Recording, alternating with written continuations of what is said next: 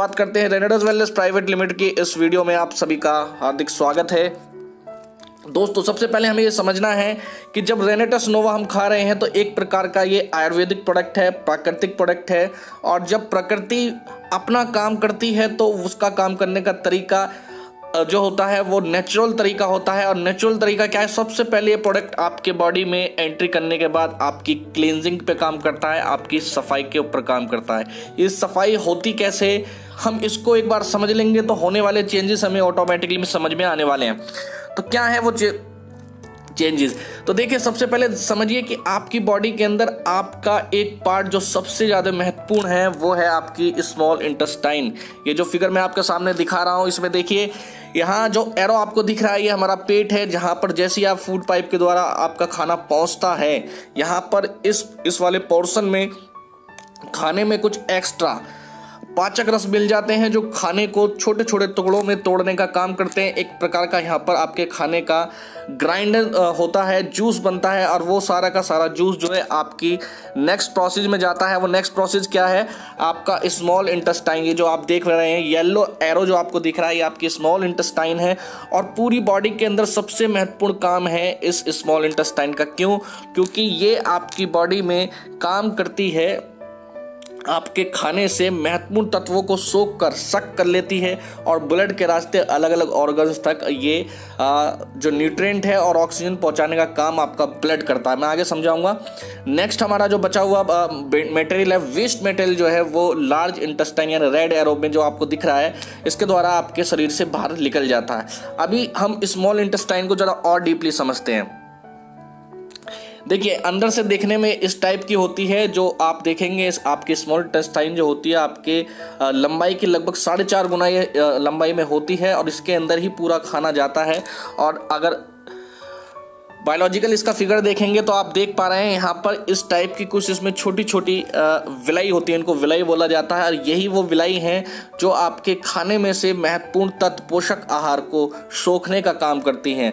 और इनके साइड में जो ब्लड फ्लो होता रहता है, उस ब्लड के अंदर आपकी वेन्स और आर्टरीज होती हैं जो आपके अलग अलग ऑर्गन्स तक आपके न्यूट्रिएंट पहुंचाने का काम करती हैं। ये जो ब्लड है, ब्लड का बड़ा महत्वपूर्ण रोल है। ब्लड कैसे काम करता है हमारी बॉडी के अंदर, देखिए इसको समझाता हूँ। उससे पहले समझिए, ये जो विलाई है, विलाई जो मैं आपके स्क्रीन पर दिखा रहा हूँ, इस विलाई को देखिए, अंदर से कुछ इस टाइप की होती हैं। अभी जो आप नंबर 1 पर जो अपना स्ट्रक्चर देख रहे हैं इस स्मॉल इंटेस्टाइन के अंदर का, वो ये है। जब आप पैदा होते हैं तो इसके अंदर बिल्कुल ये क्लीन होती है, इसके अंदर किसी प्रकार की कोई गंदगी नहीं होती है। लेकिन जैसे जैसे हमारी एज बढ़ती है और हम बढ़ती हुई एज में अपनी बॉडी के अंदर वो सभी चीज़ें खाने लगते हैं जो हमारी जुबान को अच्छा लगता है, लेकिन हमारी बॉडी के लिए सारी चीज़ें उपयुक्त नहीं होती हैं। और धीरे धीरे जो सेकंड नंबर का फिगर देख रहे हैं, इस टाइप में हमारी इस विलाई में गंदगी जमना स्टार्ट हो जाती है। और ये गंदगी पूरी तरीके से सोच के रास्ते बाहर नहीं आ पाती है और ये इसके अंदर अटक के रह जाती है।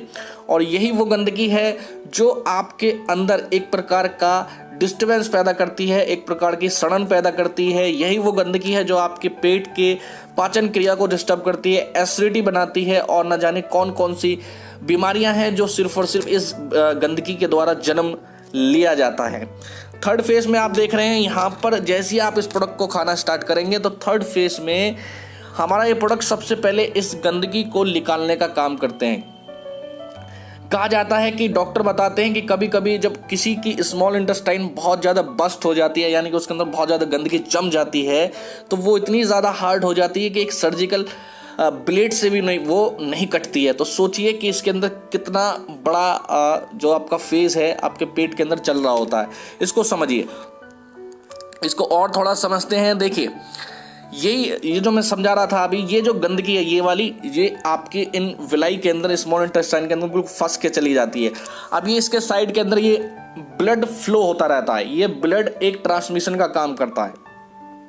लेकिन जब ये गंदगी बहुत ज़्यादा बढ़ जाती है तो धीरे धीरे जो ब्लड के रास्ते आपके न्यूट्रिएंट जाने चाहिए थे वो सारे के सारे इस गंदगी में मिलने लगते हैं। यानी कि जब गंदगी फ्लो बहुत ज़्यादा बढ़ जाती है तो ब्लड में धीरे धीरे इसका मिलना शुरू हो जाता है। ये ब्लड के अंदर भी धीरे धीरे पहुंचना स्टार्ट हो जाती है। और जब ये ब्लड के रास्ते आपके अलग अलग ऑर्गन्स तक पहुंचती है तो देखिए क्या होता है। सबसे पहले जब आपकी बॉडी के अंदर इसकी क्वांटिटी ज़्यादा हो जाती है। तो नॉर्मली ये आपकी स्मॉल इंटेस्टाइन दिख रही है आपकी स्क्रीन पर, ये देखिए पहले नंबर पे ए पर देखिए ये इस तरह की होती है, लेकिन और ज़्यादा जब इसमें गंदगी बढ़ जाती है तो यहाँ देखिए बी में क्या हाल होता है और सी में ये एक तरह का इसके अंदर अल्सर बन जाता है। अब देखिए हमारा जो ब्लड है वो एक तरह का बस ट्रांसमिशन की तरह काम करता है। जैसे एक बस है, अलग अलग स्टेशन से सवारियों को उठाती है और अलग अलग डेस्टिनेशन पर उन सवारियों को छोड़ती हुई चली जाती है। इसी तरीके से हमारी बॉडी के अंदर हमारा जो ब्लड है, ये दो चीज़ें हमारी बॉडी में ट्रांसमिशन करने का काम करता है। वो क्या है?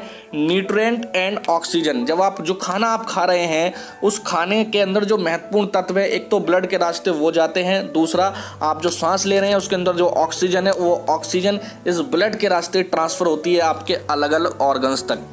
अब देखिए ये जो स्मॉल इंटेस्टाइन है इसके द्वारा ही आपके अलग अलग ऑर्गन्स संचालित हो रहे हैं, क्योंकि जो आप खाना खा रहे हैं वो सबसे पहले इस स्मॉल इंटेस्टाइन में जाना है और जो आप हवा से जो ऑक्सीजन ले रहे हैं वो सब इसके रास्ते मिलकर अलग अलग ऑर्गन्स तक पहुंच रही है। अब देखिए जब ये गंदगी बहुत ज़्यादा बढ़ जाती है आपकी बॉडी के अंदर तो ये अलग अलग ऑर्गन्स तक ब्लड के रास्ते पहुंचना स्टार्ट कर देती है। यही वो सारे रीज़न हैं कि अगर आपके हार्ट के अंदर दिक्कत आ रही है तो ये गंदगी वहाँ पर एक कोलेस्ट्रॉल के रूप में जम जाती है, आपके किडनी के अंदर ये स्टोन के रूप में जम जाती है, लीवर के अंदर देख सकते हैं तो उसके अंदर सूजन आने स्वेलिंग आ जाती है। इसके अलावा आप ये ग्रीन कलर की जो लीवर के नीचे ग्रीन कलर देख रहे हैं, यहाँ पर आप देखेंगे ये आपकी पैनक्रियाज हैं। पैनक्रियाज क्या करती हैं? एक प्रकार का हार्मोन्स, इंसुलिन नाम का एक हार्मोन्स रिलीज करती हैं जो आपके कार्बोहाइड्रेट को ग्लूकोज में कन्वर्ट करता है। ग्लूकोज क्या है? हमारी एनर्जी होती है। तो जिस व्यक्ति को शुगर हो जाता है, डायबिटीज हो जाती है, उसकी ये पैनक्रियाज जो है वो काम करना बंद कर देती है। किस वजह से? क्योंकि इसके अंदर ये गंदगी बहुत ज़्यादा पहुंच जाती है और वहाँ उस पूरी के पूरी पैनक्रियाज को डैमेज कर देती है। आपके लंग्स में कोई समस्या आ रही है तो वहाँ के जो पोर्स हैं आपके लंग्स के इस गंदगी के द्वारा वो ब्लॉक हो गए हैं। इस तरीके से आपके माइंड में अगर कोई प्रॉब्लम आ रही है तो गंदगी वहाँ तक भी पहुँची है। तो यानी ये गंदगी है क्या? ये सारी की सारी चीज़ें आपकी टॉक्सिन है जो हम डेली बेस पर खाना खा रहे हैं, जो हमारी बॉडी के अंदर पॉल्यूशन जा रहा है या ऐसी कुछ अनवांटेड हम चीज़ें खा रहे हैं जो हमारी बॉडी के लिए उपयुक्त नहीं है, वो सब ब्लड के रास्ते आपके फ्लो होने लगती है अलग अलग ऑर्गन्स तक और वो सारी की सारी आपके सारे शरीर को ये अपने कंट्रोल में ले लेती है। और ये क्या है? एक प्रकार के बैड बैक्टीरियाज हैं जो जन्म लेने लगते हैं, पनपने लगते हैं और जब इनकी संख्या एक पर्टिकुलर जगह पर बहुत ज़्यादा हो जाती है तो ये उस पूरे एरिया को डैमेज करना स्टार्ट कर देते हैं, तेज़ी से डैमेज करते हैं और वही एक कैंसर का रूप भी ले लेता है। तो दोस्तों उम्मीद करता हूँ कि ये चीज़ आपको समझ में आई होगी। अब बात आती है कि हमारी बॉडी में जो चेंजेस आते हैं वो होते कैसे हैं। देखिए जब ये प्रोडक्ट आपकी बॉडी में जाएगा तो ये सफाई का काम करता है। जब आपकी बॉडी में जाकर ये इस गंदगी को बाहर फेंकने का काम करेगा तो ये बैड बैक्टीरियाज जो होते हैं ये बहुत ज़्यादा विचलित हो जाते हैं और ये इधर उधर भागने की कोशिश करते हैं। और जब ये भागने की कोशिश करते हैं तो आपकी बॉडी के अंदर डिस्टर्बेंस पैदा होता है, आपके सिर में दर्द होना स्टार्ट होगा। और अगर ये देखिए इनको बाहर निकलने के आपकी बॉडी के अंदर 3 ही रास्ते हैं। पहला, ये शौच के रास्ते बाहर आएंगे तो लूज मोशन उस समय बहुत ज़्यादा हो जाता है। दूसरा, ये आपके सांस के रास्ते बाहर आएंगे तो उस समय आपको लगेगा कि मेरे दिल में बहुत तेज़ी धड़कन मेरी बढ़ गई है, मेरी हार्ट बीट बहुत तेज़ी से बढ़ रही है। या फिर आपका स्किन में बहुत छोटे छोटे पोर्स होते हैं, उनके रास्ते बाहर निकलने की कोशिश करते हैं। तो जब ये बाहर निकलने की कोशिश करते हैं तो वहाँ कभी कभी खुजली हो जाती है, वहाँ पर आपको इचिंग होगी या कभी कभी छोटे छोटे दाने निकल जाते हैं। ये सब क्या है? ये सब इसी का रूप है। तो ऐसी स्थिति जब भी आपको लगे या और भी कुछ भी चेंजेस आए या आपके कोई और प्रॉब्लम बढ़ने लगे तो उसमें आपको घबराना नहीं है। आप ये समझिए कि आपकी बॉडी की क्लींजिंग हो रही है और ये जब जितनी तेज़ी से काम करेगा उतनी तेज़ी से आपकी क्लींजिंग होगी और वो आपके लिए एक ऐसा फेज़ होता है जहां आपको ये समझना चाहिए कि मैं और मेरी बॉडी इस समय बिल्कुल ठीक हो रहे हैं। तो उसको आप थोड़ा सा वहाँ पर सब्र रखिए। ये किसी प्रकार के कोई साइड इफ़ेक्ट नहीं है, बॉडी में इस प्रोडक्ट का कोई भी साइड इफ़ेक्ट नहीं है, आपको कोई ज़्यादा डिस्टर्बेंस नहीं होगा इससे। ये सब नॉर्मल प्रक्रिया है, इसको हीलिंग प्रोसेस बोलते हैं। जब आप नेचुरल कोई भी चीज़ लेंगे तो आपकी बॉडी अपने आप को हीलिंग करती है, सफाई करती है अपनी, तो उस समय ये सारे चेंजेस आपकी बॉडी में दिखाई देते हैं। तो दोस्तों जब भी आपको इस प्रोडक्ट को खाने के बाद कुछ अजीबो गरीब लगने लगे अपनी बॉडी में, कहीं दर्द होने लगे, कहीं इचिंग होने लगे, कुछ और भी दिक्कतें होने लगे, तो उस फेज़ को थोड़ा सा आप वहाँ पर कंट्रोल करिए अपने आप को और वहाँ पर थोड़ा सा इंतज़ार करिए। पानी की क्वांटिटी थोड़ा सा बढ़ा दीजिए आप और थोड़ा गुनगुना पानी पिएंगे तो ज़्यादा बेहतर रहेगा। और 10 से 15 दिन में आप देखेंगे कि आपकी बॉडी में सब कुछ धीरे धीरे नॉर्मल होने लगता है। अभी बात कर लेते हैं कि कभी कभी स्थिति आपको लगती है कि असहनीय हो रही है, कंडीशन ऐसी आ गई कि मेरा दर्द बहुत ज़्यादा बढ़ गया, असहनीय हो रहा, तो उस कंडीशन में आप क्या कर सकते हैं? तो वहाँ पर आपको कुछ नहीं करना है, आप एलोपैथ की किसी मेडिसिन को यूज़ कर सकते हैं अपने किसी भी प्रोसेस को कंट्रोल करने के लिए, पेन को कंट्रोल करने के लिए, खुजली को कंट्रोल करने के लिए आप दिन में एक टैबलेट को ही इस्तेमाल कर सकते हैं। इसके अलावा आपको लग रहा है कि ये प्रोसेस थोड़ा लंबा जा रहा है तो अपनी डोज को घटा बढ़ा सकते हैं आप। अगर आप 4 कैप्सूल डेली ले रहे हैं तो उसको 3 करिए, 3 ले रहे हैं तो 2 करिए, 2 ले रहे हैं तो 1 कैप्सूल करिए। और जैसे जैसे आपको लगे कि नॉर्मल स्थिति होने लगी है तो फिर इसको धीरे धीरे बढ़ाइए आप, और इसको डेली 4 कैप्सूल डेली की डोज पर आपको ले जाना है। और सबसे महत्वपूर्ण बात आपकी लास्ट में यही है कि आपको पानी की क्वांटिटी इस दौरान काफ़ी अच्छी रखनी चाहिए।